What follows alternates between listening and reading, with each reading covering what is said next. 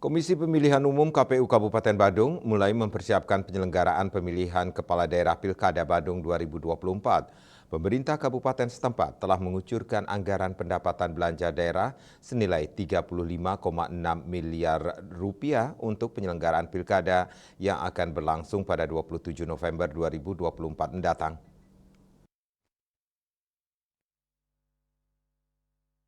Ketua KPU Kabupaten Badung Gusti Ketut Gede Yusa Arsana mengatakan dana tersebut telah masuk ke rekening KPU Badung setelah menandatangani naskah perjanjian hibah daerah NPHD yang telah dirancang di 2023.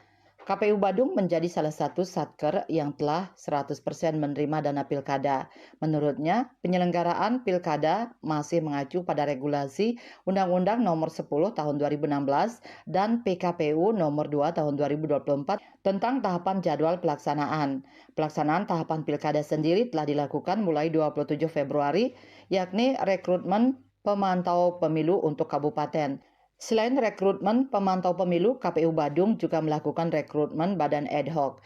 Jumlah rekrutmen badan ad hoc yang dilakukan sebanyak 30 orang panitia pemilihan kecamatan, sedangkan panitia pemungutan suara sebanyak 186 orang. PPK dan PPS yang terpilih akan ditempatkan di tingkat kecamatan dan desa atau kelurahan. Bali Pos melaporkan.